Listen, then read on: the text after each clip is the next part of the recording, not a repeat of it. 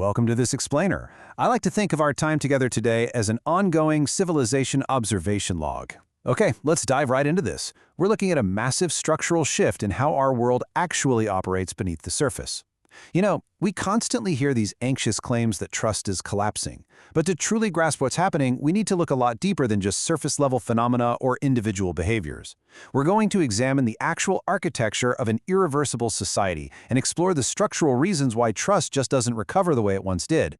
Perhaps the real issue is not that things break, but that they no longer return. Take a second and just let that thought linger.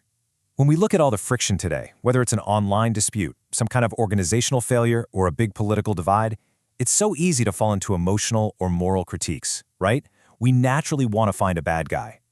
But for this observation log, we're intentionally stepping away from all that noise. We're not looking at who's right or wrong here. Instead, we're observing a structural decline in something absolutely fundamental to human survival, and that is our capacity for reconnectability. If we step back and look at the world purely as a system, we start noticing some very specific symptoms of a disconnecting society.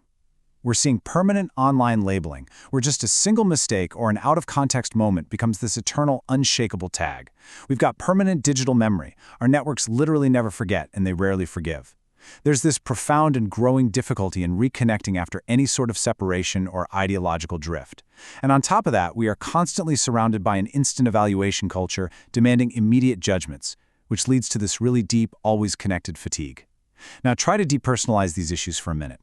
These aren't just isolated instances of people being unkind, they are structural symptoms. They show us an environment that is getting harder and harder to re-enter once a separation actually happens. Now, what's really interesting about this next concept is that to fully grasp it, we basically have to redefine our entire understanding of trust. We usually think of trust as this warm feeling of safety, right? A belief that someone won't hurt us. But structurally speaking, trust is actually an equation. It's base safety multiplied by reconnectability. See, trust is not the absence of failure. Failures are totally inevitable. Real trust is the structural ability to reconnect after a rupture has occurred. You can have a massive amount of initial safety, but if that R variable, that reconnectability, drops to zero, the whole structural integrity of trust just collapses. And looking at our current civilization, it's exactly this R variable that is vanishing from our systems. Let's contrast these two concepts a bit to see exactly where the imbalance lies. Base safety is that feeling of security. It acts as a preventative measure, the systemic attempt to make sure failure never happens in the first place through rules, checks, and balances. Reconnectability, on the other hand, is the structural margin. It's the slack in the rope that allows for return, repair, and re-entry after the inevitable break. What we're observing in modern society right now is this massive, almost obsessive overfixation on safety. We are building systems completely fixated on total prevention. But here's the catch. In doing so, we are entirely sacrificing the buffer zones that we desperately need for repair. Let's move on and see how this builds, because this loss of reconnectability definitely didn't happen overnight. It is a very clear civilizational shift. Back in the 20th century, we operated within the industrial civilization. That was heavily driven by mass production, physical logistics, and mechanical efficiency.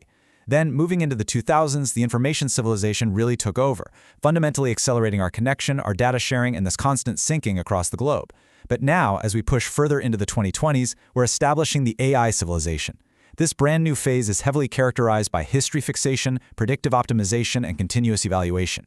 Every single era's core priorities have fundamentally altered our societal architecture. We've optimized for speed, but in the process, we've quietly removed our ability to just start over. We can actually map out this systemic shift as a sort of downward slope, what we're calling the reconnectability loss gradient. Step 1, we are always connected. This creates immense, high-speed synchronization pressure. You're just expected to respond and adapt immediately. Step 2, we're always recorded. Pretty much everything is searchable now, creating these permanent, inescapable logs of every little action. Step 3 is always evaluated. Because we're constantly observed and logged, we face immediate judgments, and our social and professional roles get incredibly rigid and fixed. And finally, Step 4, margin reduction. The ultimate result of this relentless strive for extreme efficiency and constant synchronization is the total loss of buffer and redundancy. The exact same architecture that makes our society so efficient inherently destroys the margins we need for human recovery. So the crucial point here is that we are currently transitioning right into Phase 3 civilization. This is a highly paradoxical state. It's defined by extremely high connection, but remarkably low reconnectability. We literally have more digital and logistical ways to link to each other than at any other point in human history, but structurally, we're barred from returning to the fold after a misstep. Because of this inability to repair, society finds itself living in a state of permanent tension. This is exactly why we see chronic hypersensitivity, localized polarization, and just rapid outrage everywhere. It's the natural friction of a system that is bound together incredibly tightly, but is completely unable to heal itself when those tight bonds inevitably snap. As we look at the core driver of our current era, we really have to analyze what we call the AI paradox. Artificial intelligence acts as this incredibly powerful dual force within our structure. On one hand, it theoretically offers reconnection support. It acts as a brilliant translator, smoothing out communication and aiding in local resyncing to help bridge temporary gaps in language or knowledge. But practically speaking, it simultaneously acts as a massive irreversibility acceleration engine. Its core functions rely heavily on predictive optimization and permanent memory storage.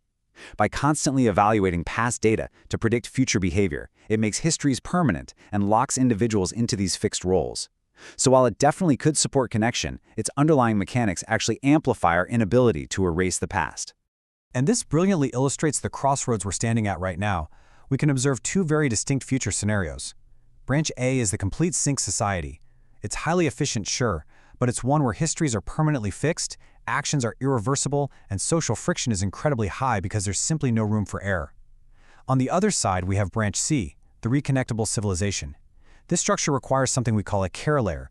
Now, in this context, care isn't just emotional support, it's the actual societal infrastructure that maintains resynchronization. It allows for fluid roles, a cultural sense of non-finality, systemic repairability, and the capacity for local resyncing after a disconnect. The next true civilizational competition? It's not going to be about who has the most data or the absolute highest efficiency. It's going to be about recovery power. Which society actually has the structural capacity to absorb failure and allow its people to return? As we wrap up this explainer, remember that this is an ongoing structural observation. It's not some definitive, set-in-stone conclusion.